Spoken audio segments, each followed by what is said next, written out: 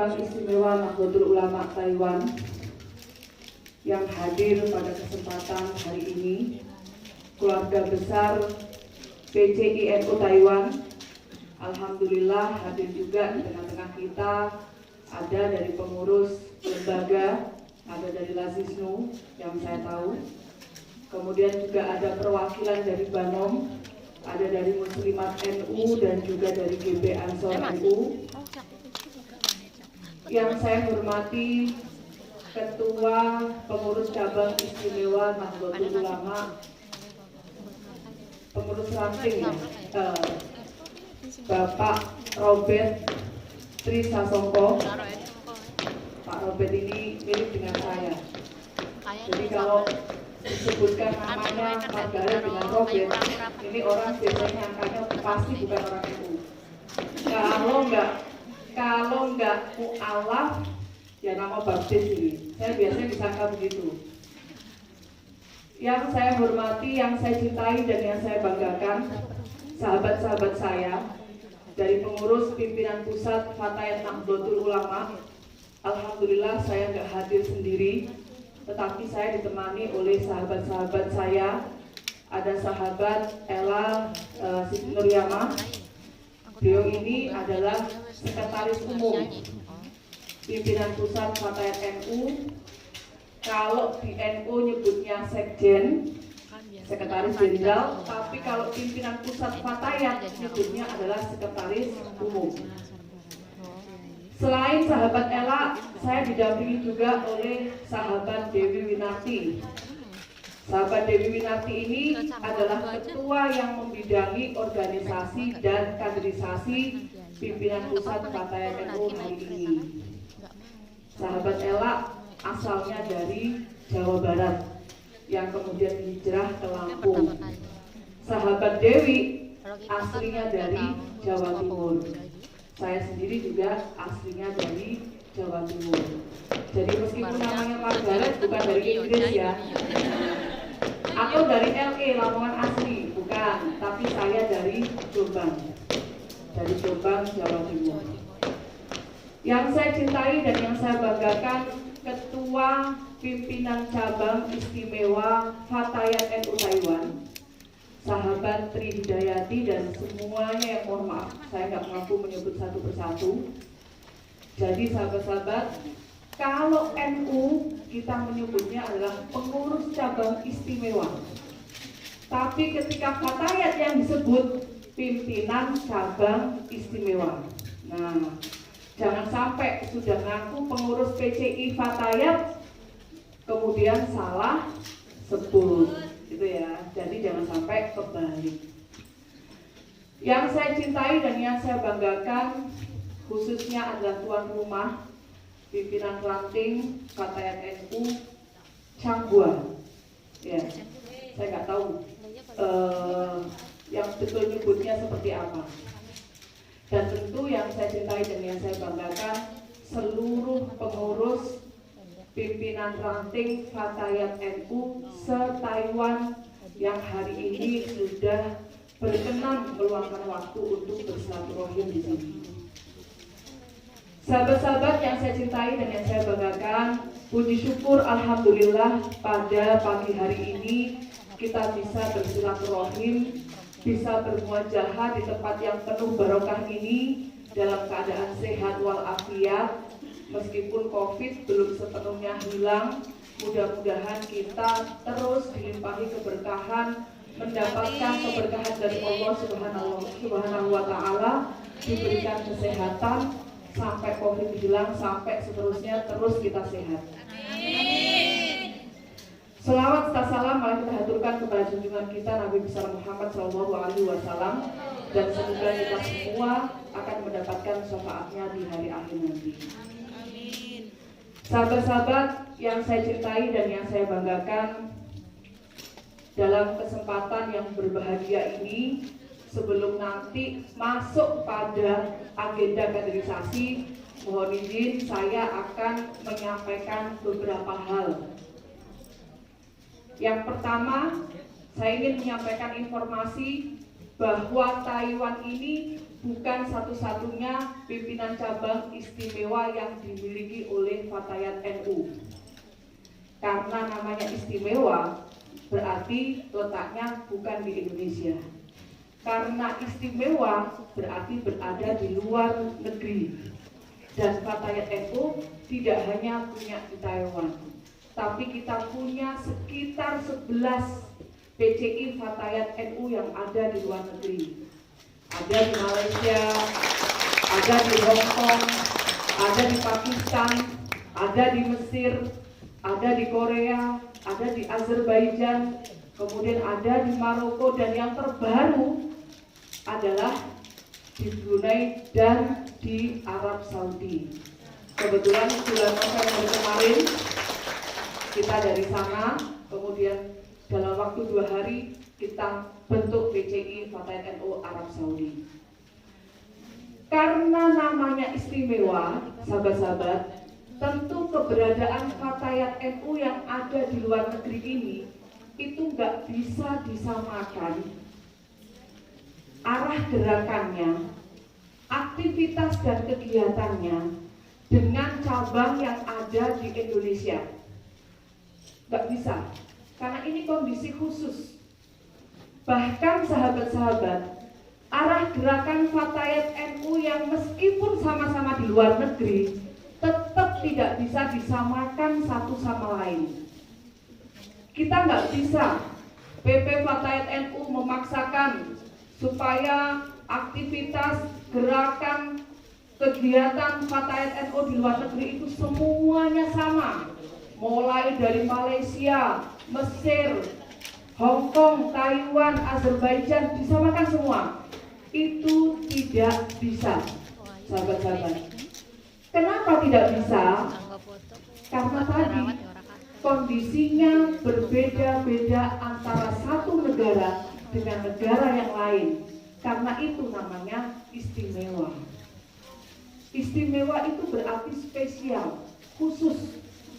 Berarti sahabat-sahabat ini harus bangga dan bahagia karena sahabat-sahabat ini diberi kesempatan untuk berjuang dan berkhidmat dengan kondisi yang spesial, yang khusus. Orang yang diberi kesempatan untuk berkhidmat dengan kondisi khusus berarti adalah orang yang tentu pilihan. Tidak sekedar semua orang itu mampu berjuang dan berkhidmat dengan kondisi spesial atau khusus. Katakanlah sahabat-sahabat, ada PCI Fatayat NU Mesir. PCI Fatayat NU Mesir ini pengurusnya itu adalah para mahasiswi. Tentu kondisi mereka di Mesir dengan di Taiwan itu berbeda. Taiwan mungkin sangat mirip dengan di Hong Kong, gitu ya. Karena rata-rata pengurusnya sudah bekerja, hampir semuanya bekerja. Tapi kalau di Malaysia nggak bisa disamakan dengan di Hong Kong ataupun Taiwan, atau juga disamakan dengan Mesir, juga nggak bisa. Karena di Malaysia kondisinya hampir 50-50 antara yang belajar dengan yang bekerja. Tentu kondisi kebutuhan antara sahabat-sahabat yang belajar dan bekerja tentu berbeda. Nah, ini loh kemudian yang harus bisa dipilah mana yang menjadi kebutuhan dari masing-masing kader yang ada di luar negeri. Saya sering menyampaikan bahwa kita semua Fatayat NU dimanapun berada itu punya PR yang seragam. Apa itu PR-nya? Yaitu bagaimana menjadikan Fatayat NU ini itu sebagai rumah yang nyaman, rumah yang aman, rumah tempat kita belajar atau rumah yang menjadi sumber pengetahuan bagi kita. Baik itu tentang Islam, karena kita mengaku sebagai organisasi keagamaan, ataupun itu pengetahuan tentang perempuan. Karena kita tahu Fatayat NU itu adalah organisasi yang fokus pada pemberdayaan perempuan dan perlindungan anak. Selain itu, kita juga harus mampu membangun Fatayat NU ini dengan dibangun berdasarkan nilai-nilai kekeluargaan. Kita bangun dengan nilai-nilai yang itu berlandaskan Islam Ahlus Sunnah wal Jamaah An-Nahdiyah. Dan tentu kita jadikan Fatayat NU ini sebagai rumah yang mampu menjawab apa sebenarnya kebutuhan kader sesuai dengan kondisi yang ada di daerahnya masing-masing.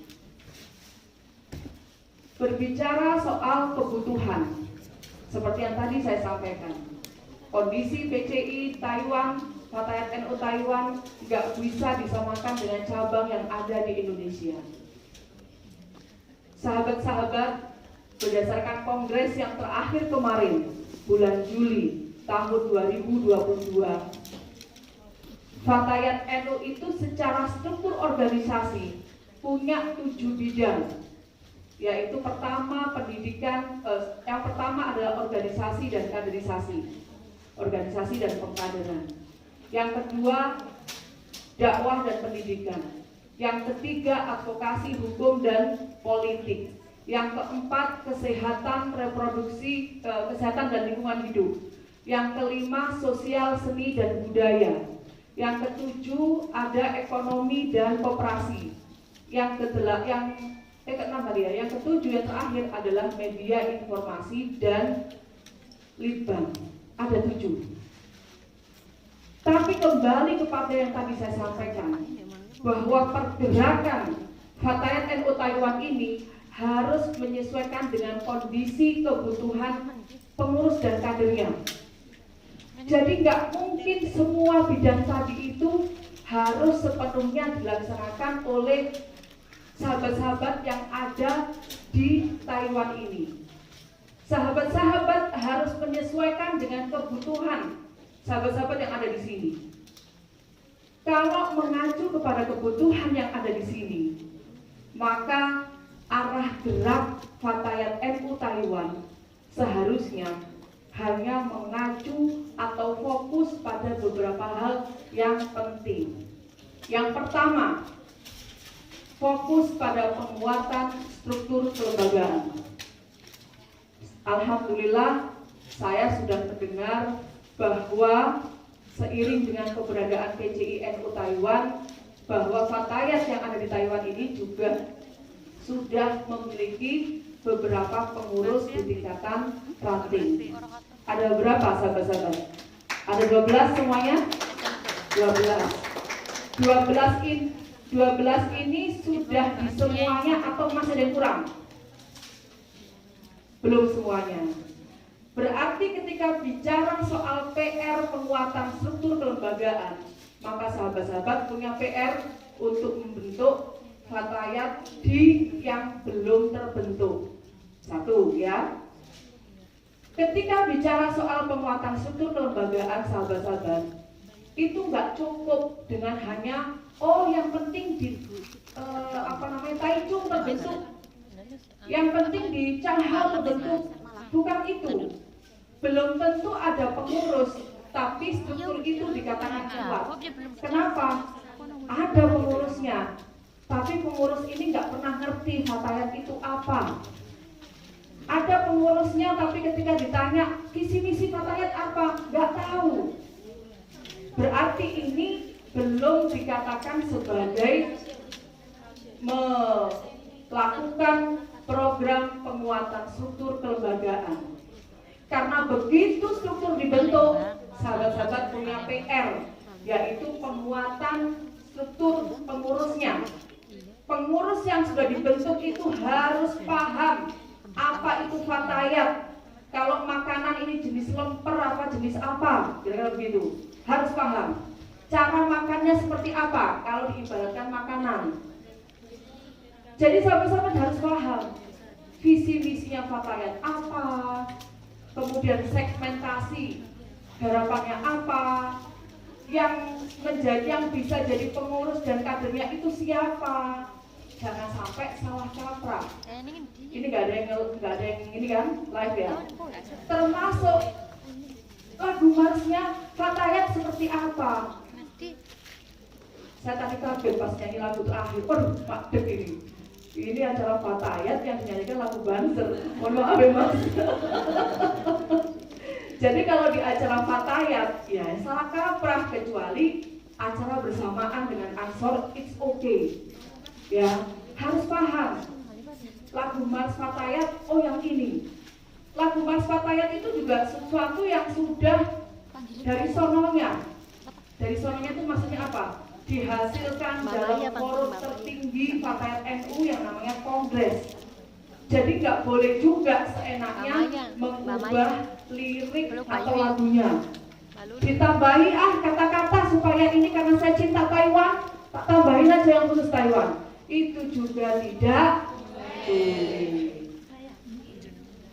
Jadi lirik syairnya itu sudah baku, gitu.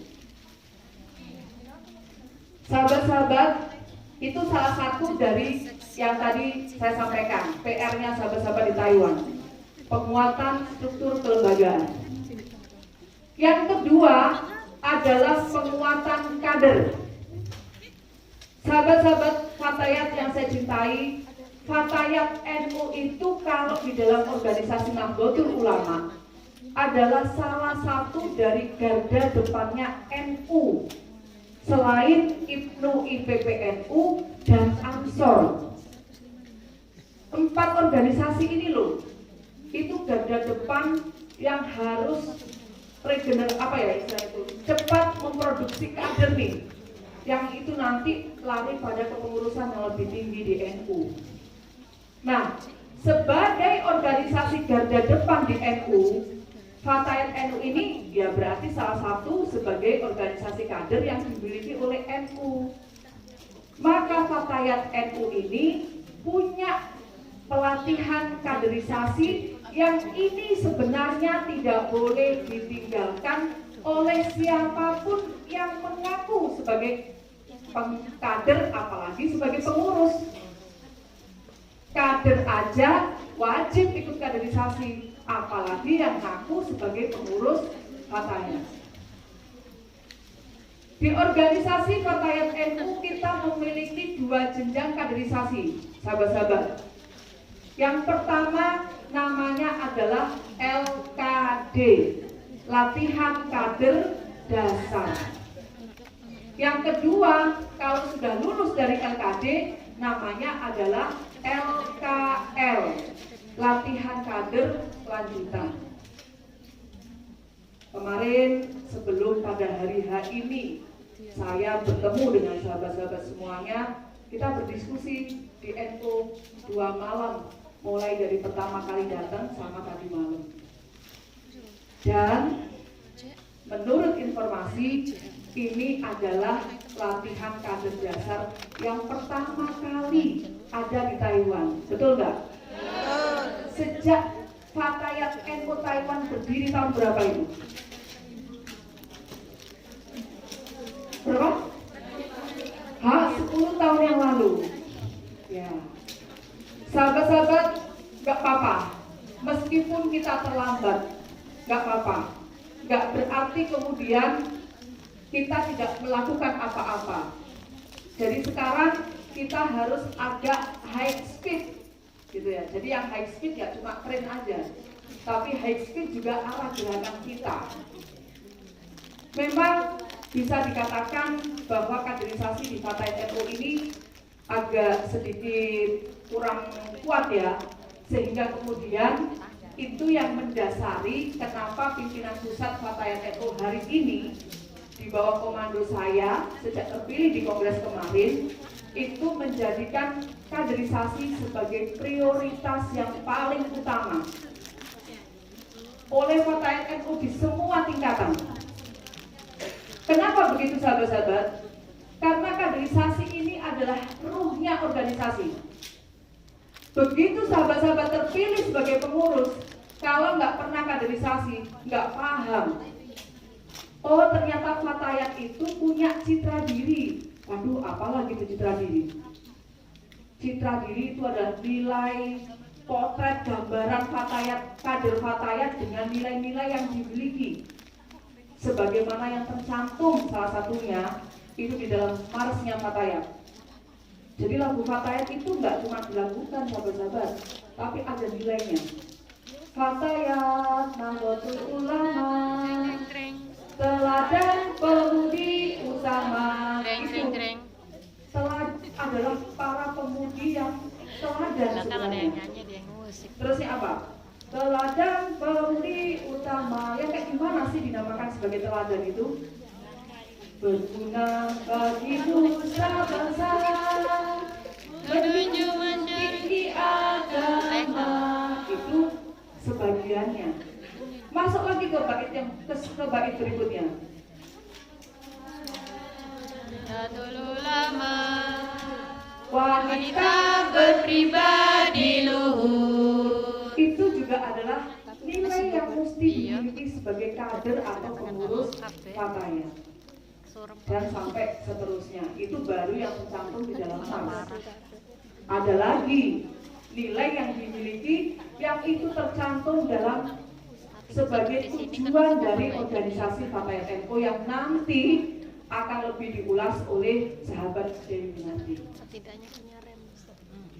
Jadi sahabat-sahabat, sering kalau saya turun ke daerah, banyak para sahabat yang mengeluh, saya bingung mesti aktivitasnya apa. Ya karena nggak pernah kaderisasi Fatayat, jadi nggak tahu. Saya bingung, nggak ada kader ini. Ya karena nggak pernah kaderisasi, sehingga nggak punya kader dan lain sebagainya. Gitu ya, begitu ya.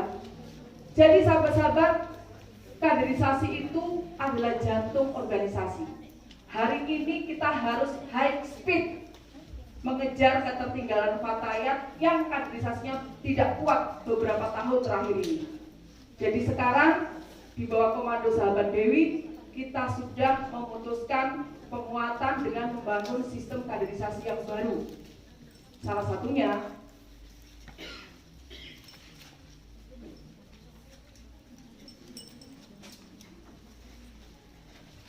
bahwa pengurus di tingkatan cabang itu wajib punya sertifikat LKD.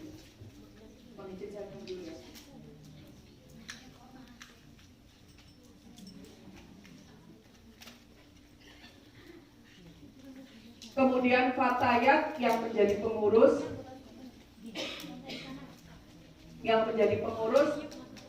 di tingkatan wilayah maupun pusat itu kaderisasinya minimal adalah LKL. Jadi nggak ada cerita pengurus PW atau PP kok belum LKL. Itu sahabat-sahabat. Jadi kemarin di dalam sambutan pertama saya menjadi ketua umum di hadapan pengurus baru PP, saya sampaikan bahwa pengurus PP minimal adalah LKL. Dalam masa 6 bulan, sahabat-sahabat belum mempunyai sertifikat LKD dan LKL, saya mohon maaf, siap-siap out dari pengurus PP. Serius ini. Dan kemarin alhamdulillah kita pelantikan langsung dengan LKD untuk pengurus PP dan PC di sekitar PP atau sejabodetabek. Kemudian besok Februari minggu ketiga kita akan LKL. Semua pengurus PP dengan pengurus PW, tapi semuanya dengan catatan. Jadi LKD-nya nggak kayak di Taiwan. Siapa yang daftar bisa langsung diterima. Tapi kalau untuk pengurus PP yang kita lakukan kemarin, ada persyaratan yang harus dipenuhi. 1. Menulis esai. 2. Ada wawancaranya. Kalau memenuhi tahapan ini, baru bisa menjadi peserta LKD. LKD kemarin sudah, ya. Ini mau masuk LKL dengan syarat yang sama. Jadi nggak kayak di Taiwan langsung diterima.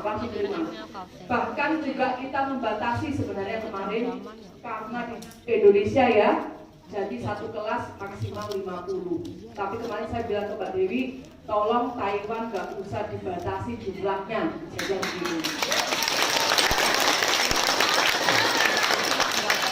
Ya. Karena nanti kalau 50 berarti kita sering kesini nanti ya, udah jadi satu aja. Kemarin Mbak Hidayah bilang, Mbak tambah lagi jadi 125. Saya bilang ke Mbak Dewi, gimana tuh? Terus lanjut, nggak usah dipotong. Jadi khusus untuk luar negeri ya karena memang khusus kondisinya ya, jadi tentu ada keistimewaan. Tapi kalau di Indonesia seperti yang tadi kita sampaikan, bahkan dengan sistem pengadilan baru kita juga dengan penuh percaya diri mencanangkan bagi para calon ketua di tingkatan cabang maupun wilayah dan pusat harus sudah memiliki sertifikat PKN. Itu yang kita terapkan. Coba terapkan untuk hari ini. Mbak Dewi ini sebagai ketua organisasi, speednya saya kencengin sampai bisa nggak? Saya bilang Bismillahirrahmanirrahim. Kita niatkan ini untuk kebaikan Fatayat NU. Dan saya bilang ke Mbak Dewi, termasuk kemarin pada saat Rapimnas, rapat pimpinan nasional yang mengundang semua PW, pokoknya kita bismillah mengagendakan program kegiatan yang positif dan kita tanamkan keyakinan pada diri kita. Kalau kita punya niatan untuk aktivitas yang positif, insya Allah itu akan menggerakkan alam raya untuk membantu kita mewujudkan niatan kita yang positif itu.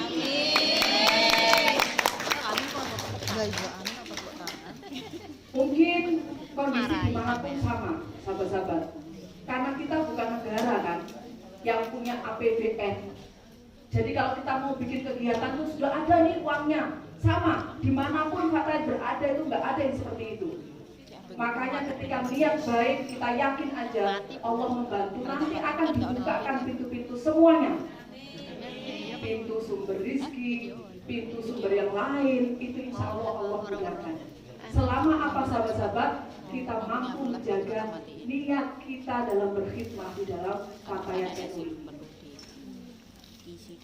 Yang ketiga, yang harus dilakukan oleh Fatayat NU Taiwan adalah program yang berkaitan dengan dakwah. Menjadikan PCI Fatayat NU Taiwan ini menjadi rumah sumber pengetahuan Islam bagi pengurus dan kadernya yang ada di sini. Terutama apa? Terutama berkaitan dengan sumber pengetahuan Islam yang itu berkaitan dengan perempuan. Kita menyadari sepenuhnya bahwa kader pengurus Fatayat NU ini kan tidak semuanya adalah pernah nyantri, pernah menjadi santri yang sering mengaji, sering mendapatkan ilmu pengetahuan Islam gitu ya. Tapi sahabat-sahabat, orang di luar sana, di luar Fatayat NU, ketika melihat Fatayat NU, mau itu pengurus, mau itu kader, karena taunya Fatayat adalah organisasi yang berbasis keagamaan, ya taunya semua yang ada di sini itu paham, gitu ya. Jadi kalau sahabat-sahabat ketemu dengan sahabat-sahabat yang di luar NU, sahabatnya itu lagi bingung, dia menstruasi keluar darah kok sampai 17 hari, terus tanya, sahabat-sahabat PCI NU Taiwan, kok aku bisa keluar darah sampai 17 hari ya? Ini gimana hukum Islamnya?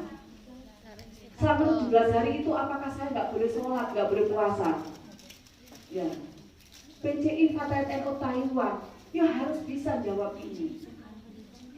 Waduh, saya nggak sempat belajar kemarin. Ya berarti diadakan kajian tentang pengetahuan Islam yang itu berkaitan dengan perempuan. Karena perempuan ini sahabat-sahabat punya kekhususan, punya kekhasan yang itu tidak dimiliki oleh laki-laki. Kita mengalami menstruasi, laki-laki enggak. Laki-laki enggak dapat aturan terkait dengan bagaimana ibadah kita terkait dengan aktivitas menstruasi kita. Tapi perempuan punya, maka Fatayat NU Taiwan harus paham. Enggak semua pengurus Fatayat dimanapun, enggak hanya Taiwan lah, di Indonesia juga itu santri. Enggak semuanya paham bagaimana cara menjamak sholat, bagaimana jamak qashar. Jangan sampai ada pengurus atau kader Fatayat tiba-tiba jamak sholat asar gabung dengan maghrib, atau sholat maghrib di qashar jadi satu tengah. Nah ini, jangan sampai salah kaprah. Ini adalah hal yang sangat mendasar.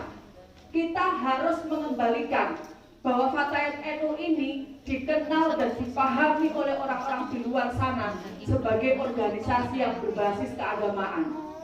Jadi hal-hal yang berkaitan dengan pengetahuan tentang keagamaan ini tidak boleh ditinggal. Mari yang kemarin kita tutup, kita high speed lagi ke yang sekarang, mengembalikan ruh bahwa Fatayat ini adalah organisasi yang berbasis keagamaan. Jadi hal-hal yang berbasis keagamaan Islam, terutama itu berkaitan dengan perempuan, harus dipahami oleh sahabat-sahabat. Menstruasi nanti juga ada kaitannya dengan nifas, gitu kan, dan lain sebagainya. Yang keempat, sahabat-sahabat, tadi saya menyampaikan bahwa Fatayat dimanapun berada itu harus mampu menjawab apa yang menjadi kebutuhan dari para kadernya. Itu yang tadi saya katakan, nggak bisa kegiatan Fatayat NU Taiwan itu copy paste sama Fatayat NU Mesir. Karena apa? Kebutuhannya beda. Lah Fatayat NU Mesir loh isinya mahasiswa. Kemudian berarti aktivitasnya itu segala hal yang berkaitan dengan bagaimana mendukung kemahasiswaan mereka. Dibawa ke sini, nyambung nggak? Nggak nyambung. Maka sahabat-sahabat, program kerja itu harus disusun berdasarkan kondisi pengurus dan kader yang ada di mana itu Fatayat berada. Fatayat NU Taiwan isinya adalah para pekerja, maka berarti kebutuhan para pekerja ini apa? Di sini. Yang namanya ada yang mirip, tapi nggak bisa di copy paste. Sama dengan yang ada di Indonesia. Saya juga menyampaikan, antar cabang yang di Indonesia pun, antar wilayah yang di Indonesia pun itu juga nggak boleh programnya copy paste. Harus menyesuaikan dengan apa masalah perempuan yang ada dan masalah anak yang ada di daerah masing-masing. Nanti kalau copy paste PP punya program ngurusi stunting, nanti di salah satu cabang karena Surabaya misalnya, langsung aja PP punya program stunting, saya copy paste. Padahal di Surabaya ternyata nggak ada anak yang stunting. Nah ini berarti programnya tidak sesuai. Maka program kerja, kegiatan, aktivitas itu harus disesuaikan dengan kebutuhan sahabat-sahabat yang ada di sini. Salah satu kebutuhan sahabat-sahabat yang ada di luar negeri tentu adalah yang berkaitan dengan hukum dan regulasi kaitannya dengan keberadaan sahabat-sahabat di negara orang. Punya hukum yang berbeda, punya aturan yang berbeda. Maka ketika sahabat-sahabat masuk ke sini harus memahami hal-hal apa yang mesti ditaati oleh sahabat-sahabat di sini. Gitu ya. Tentu tidak semua mungkin ketika pertama kali menginjakkan kaki di Taiwan langsung paham. Mesti ingin berguru sama yang sudah lama. Karena bicara soal aturan hukum, kadang-kadang ada yang tertulis, tapi juga banyak hal-hal aturan, larangan dan lain sebagainya itu tidak tertulis. Maka itu merupakan kegiatan yang wajib, melakukan penguatan terkait dengan hukum yang ada di negara sini, hukum orang yang berada di negara orang, dan yang kedua adalah melakukan pendampingan kepada para sahabat-sahabat kita yang mengalami permasalahan. Saya nggak tahu nih, apakah di teman-teman Fatayat sudah berjalan apa belum. Oke, kemarin ketika diskusi dengan PCI NU sudah berjalan. Tapi Fatayat sekali lagi punya kekhususan. Masalahnya perempuan ini kadang-kadang nggak dialami oleh yang laki-laki. Maka pendampingan, advokasi kepada para sahabat-sahabat kita yang bermasalah itu sangat diperlukan di sini. Sahabat-sahabat, yang berikutnya adalah memaksimalkan, menguatkan program Fatayat NU dengan program-program pelatihan skill yang itu bisa menjadi tambahan bekal bagi sahabat-sahabat. Jadi jika nanti Allah memberikan kesempatan kepada sahabat-sahabat pulang, sahabat-sahabat ketika di sini ternyata kemarin di Taiwan kita pernah diajari misalnya khusus kecantikan misalnya, atau pelatihan apa, misalnya menjahit, atau pelatihan apa, pokoknya pelatihan skill. Sehingga nanti ketika sahabat-sahabat memutuskan pulang dan tidak kembali ke sini, sahabat-sahabat punya bekal yang itu bisa dikembangkan pada saat sahabat-sahabat di rumah. Yang berikutnya sahabat-sahabat, kemarin sekitar 2 minggu atau 3 minggu, kebetulan sebelum saya hadir di sini, saya hadir di acara yang sama, itu dengan PCI Fatayat NU Hong Kong. Di Hong Kong saya menyampaikan, karena ini diskusi dengan Mbak Dewi, gitu ya, dengan sahabat Dewi, gimana ya caranya. Diskusi ini didasari oleh kondisi Fatayat NU di Hong Kong ya, kondisi yang ada di Hong Kong. Jadi di Hong Kong itu ketika saya tanya, ada sekitar 190.000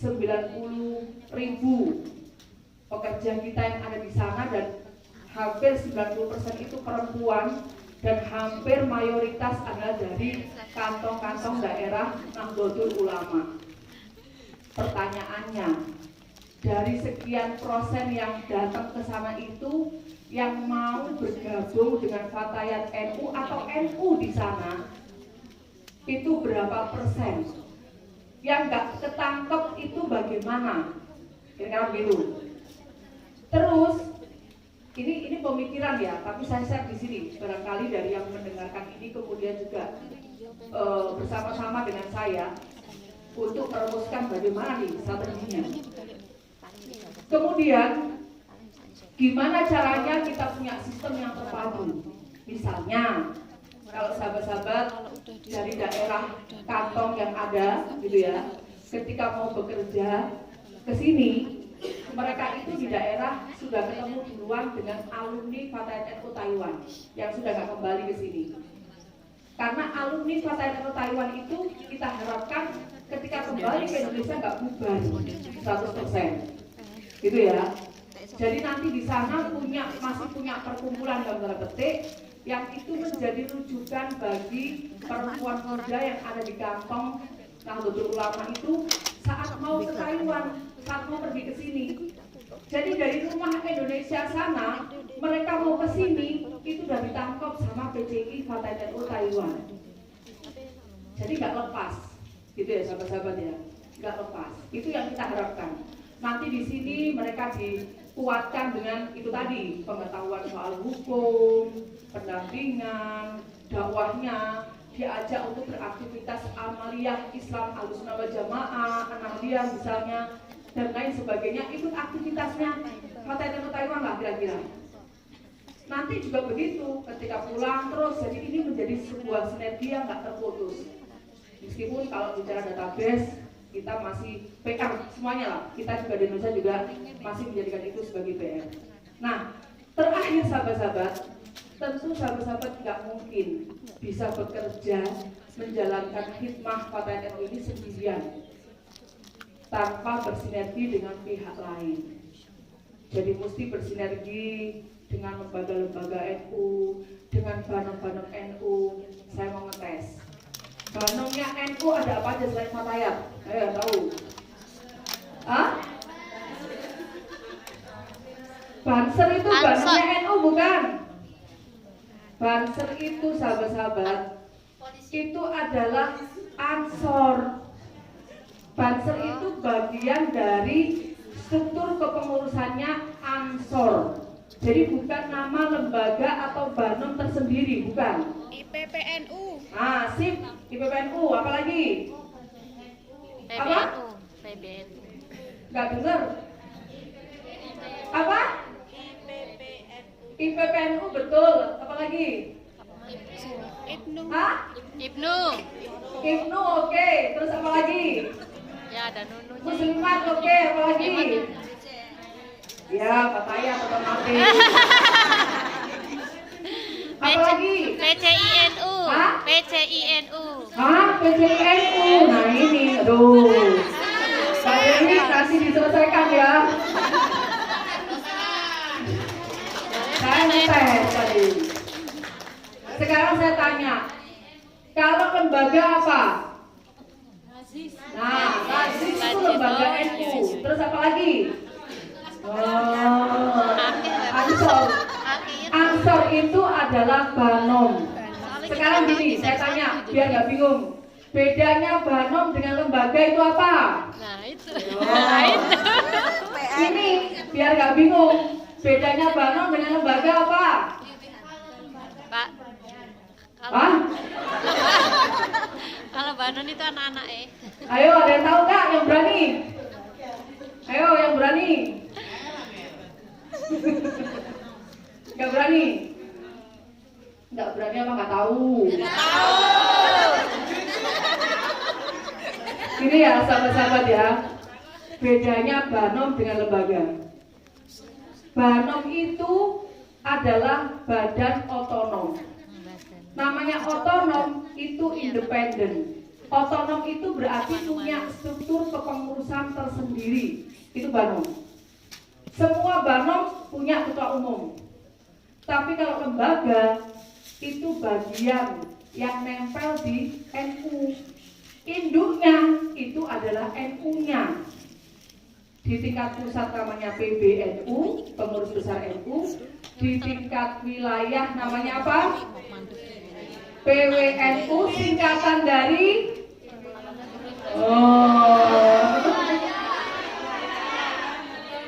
tadi lo udah tak bilangi kalau NU itu bukan pimpinan tapi pengurus. Di tingkat cabang namanya apa? PCNU. Kalau di luar negeri namanya PCINU. Di tingkat kecamatan